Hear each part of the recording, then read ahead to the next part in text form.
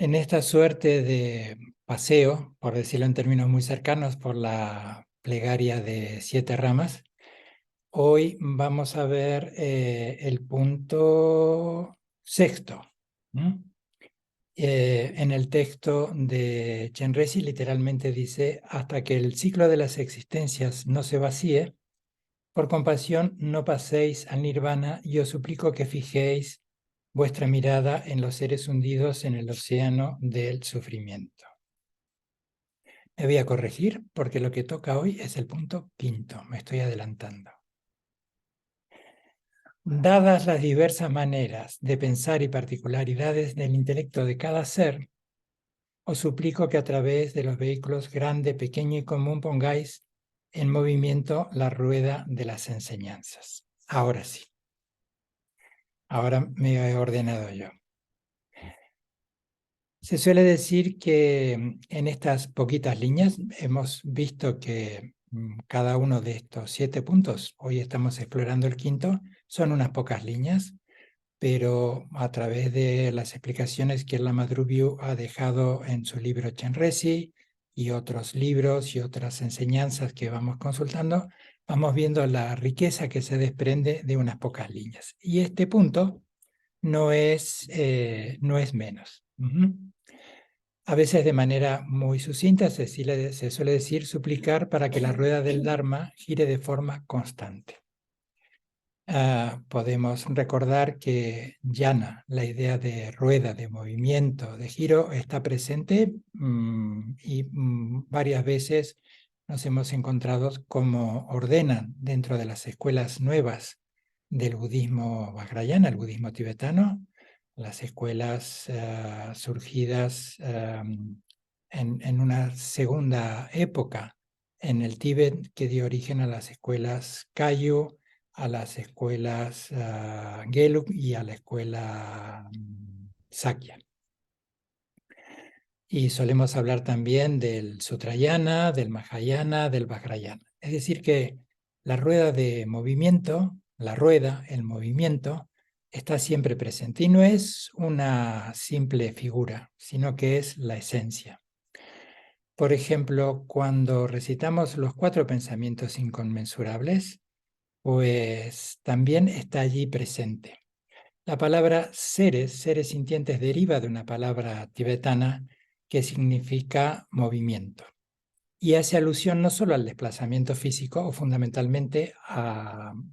no hace tanta mención al desplazamiento físico, sino al movimiento constante de nuestra mente. Como decía el Buda,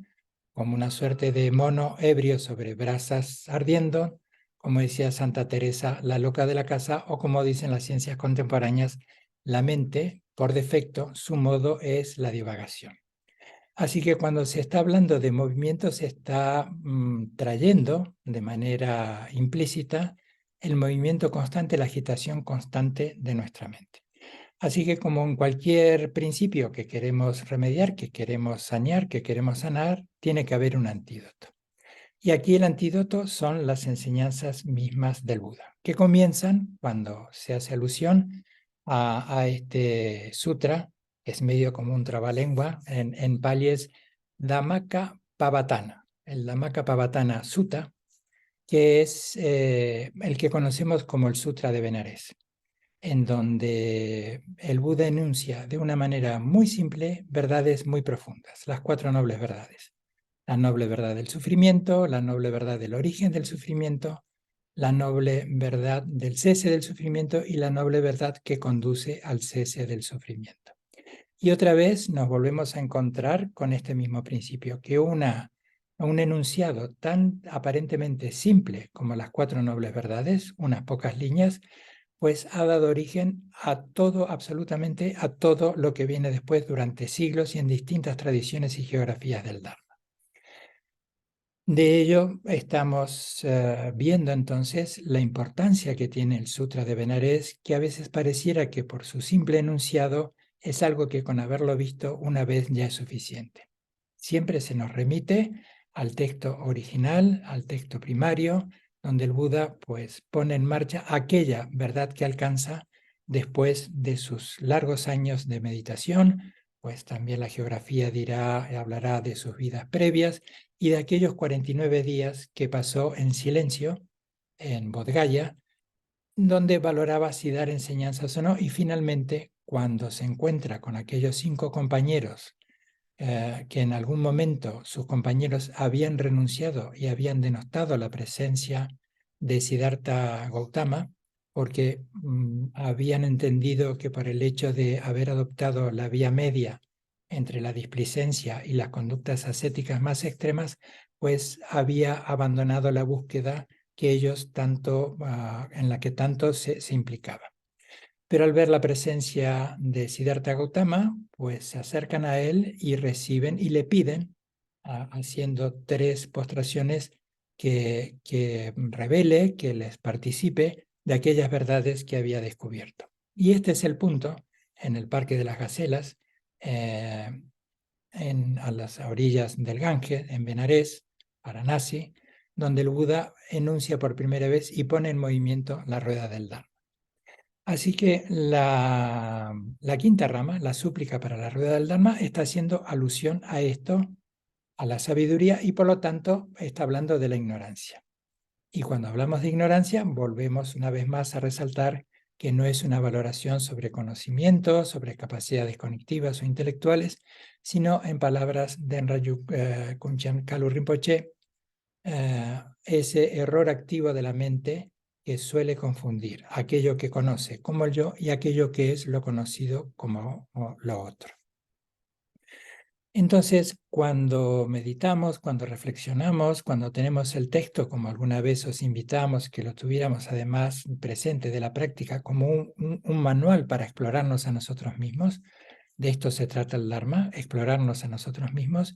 llega al punto de preguntarnos cuál es nuestra relación con la ignorancia y hasta dónde reconocemos nuestra ignorancia. Porque el remedio tiene que ser proporcional al diagnóstico. Así que este es el punto en el que nos invita la quinta rama a reflexionar. Observar que el Dharma no sea un añadido más en nuestra vida, sino que tenga una presencia constante, una implicación profunda con él, un compromiso, una disciplina. Cuando valoramos, todos hemos pasado por procesos de enfermedad, y cuando nuestro médico hace un buen diagnóstico y comenzamos a responder al diagnóstico y al tratamiento, pues celebramos esa fortuna de que hayan coincidido el profesional, la médico, el personal sanitario, los recursos que tenemos, y vamos recuperando nuestro estado de salud. Así que el mismo principio lo solemos llevar a nuestra práctica del Dharma. En distintas experiencias, en distintos recorridos, cada uno de nosotros, independientemente de los años que llevemos en el Dharma, sin nuestro entusiasmo, por el estudio, por la reflexión, por la práctica, por observarnos, ha ido fructificando y vamos viendo el recurso extraordinario que tenemos para acompañar nuestras vidas, tanto en lo cotidiano como en lo trascendental. Así que este punto, la quinta rama, nos invita también a valorar, ¿no?, a redimensionar las cualidades que tiene la enseñanza y la capacidad de transformación que nos puede permear, ¿no? Si recordamos este hecho histórico de que el Buda se toma un tiempo, 49 días, en valorar si daba enseñanzas o no, y en la manera, a la usanza de la India en aquellos tiempos históricos, de pedir los alumnos, los discípulos, enseñanzas a sus maestros, era ponerse a los pies. Ponerse a los pies es la manera también de dimensionar, de valorar, de expresar con un lenguaje corporal la valoración del maestro y de la enseñanza. Y eso se representaba, y lo seguimos haciendo, con estas 3 postraciones que a veces dirigimos al altar o las dirigimos al maestro, al lama, a la maestra, cuando pedimos las enseñanzas. Lo que estamos recordando, lo que estamos significando a nosotros mismos, es cómo valoramos esas enseñanzas. Así que lejos de parecer que a veces a las primeras miradas Yo creo que sobre todo los occidentales, cuando vemos las postraciones, pues creo que inmediatamente un sentimiento como de alarma se despierta, hay un sentido de alarma y lo solemos a lo mejor relacionar con sumisión, obediencia, y por el contrario es una expresión de libertad, porque estamos demostrando con nuestro cuerpo que estamos pidiendo esas enseñanzas y esas enseñanzas, cuando las apliquemos en nuestra vida, son las que nos llevarán de manera gradual a ir dejando atrás nuestra confusión y por lo tanto la expresión de la sabiduría y de la compasión será un recurso cada vez más cercano y más espontáneo. De hecho, de esta manera también se grafica que se está pidiendo enseñanza a quien la fuera a dar, para que esté seguro que no está infringiendo su voto, su compromiso, por ejemplo, en los votos monásticos y los votos que tienen los que dan enseñanzas, pues de no dar enseñanzas a no ser que sean pedidas. Y esto también es lo que valoramos todos, monásticos, no monásticos, tener este punto que las enseñanzas en principio nos las aplicamos a nosotros y esperamos si de alguna manera alguien pide algún comentario, pero que fundamentalmente la manera de hablar del Dharma es nuestro comportamiento, nuestra manera de estar, nuestra forma de resolver, de acercarnos a los conflictos, independientemente de la gravedad que tuvieran. Así que vamos viendo que en estas postraciones, en este pedir enseñanzas, hay tantos elementos allí presentes. Sin duda que cuando hemos sido convocados a unas enseñanzas o vamos a un monasterio, vamos a Dakshan Kayyu o aquí en nuestro centro, en Kayyu Dekchen Lin, por ejemplo, dentro de poco va a estar la Madre Byu aquí dando enseñanzas en marzo y esto lo vamos a volver a repetir sin duda. Así cuando hemos entrado y hemos hecho estas postraciones al altar, cuando estemos delante de la Madre Byu, haremos estas postraciones en el comienzo de cada sesión. Y a esto iba, que también esto nos lo decían con cierto humor. Sin duda que va de sí, que va de suyo, que si se ha convocado al maestro, se le ha pedido que dé enseñanzas, las organizaciones se han comprometido para proveer todo lo que es necesario para que esté el maestro, su traslado, etcétera, etcétera, y está ya así sentado, pues va de suyo que va a dar enseñanzas. Pero una vez más, con nuestro lenguaje corporal, vamos expresándonos fundamentalmente a nosotros nuestra implicancia con la práctica. Es otro de los grandes recursos que siempre solemos mencionar, como cómo nos implicamos con el cuerpo, con la palabra y con la mente. Esto nos va recordando cómo podemos ir comportándonos y valorando el Dharma. Estamos ante una actitud extremadamente poderosa, que es el antídoto para remediar el olvido hacia el Dharma. Y el olvido hacia el Dharma no es haber olvidado de memoria unas plegarias, sino cómo podemos llevar el Dharma a nuestra vida cotidiana, en el trato hacia nosotros y en el trato hacia los demás. Insisto siempre en esta doble vertiente, el beneficio propio, el beneficio de los demás, lo relativo, lo absoluto, lo cotidiano y lo trascendental. Porque el hecho de volver a valorar las enseñanzas, el Dharma, como alguna vez los maestros, las maestras de las que recibimos enseñanzas en Kayyu Dekchen Lin o en Dakshan Kayyu, nos ponen pues como punto opuesto y con un cierto llamado de atención y de cariño al mismo tiempo, que a veces solemos valorar más la charla, el cotilleo, la distracción, una mente agitada, en vez de una mente calmada, reflexiva, atenta, serena, pensar muy bien qué es lo que vamos a decir, con qué sentido, qué es lo que queremos promover o qué es lo que queremos dejar de colaborar. Entonces, al mismo tiempo pensamos que al igual que pedimos las enseñanzas para enriquecernos con ellas, porque este punto, ahora recordé la palabra tibetana de Drowa. Drowa es la palabra que luego la encontramos con Sem. Cuando decimos Sem Chen Tamche, cuando decimos puedan todos los seres alcanzar la felicidad, abandonar el sufrimiento, Sem está haciendo alusión a un estado disperso de la mente. Chen, de Chenpo, de la enorme vastedad de los seres sensibles con esta capacidad que tenemos los seres humanos de ser autoconsciente y esta agitación constante de la mente. Semchen, todos los seres, proviene de la palabra Rowa, y Rowa hace alusión a nuestra mente agitada. Y una mente agitada no tiene la capacidad de un claro discernimiento y de cómo llevar las paramitas, la bodhicitta, llevarla a buen término, llevarla a buen puerto.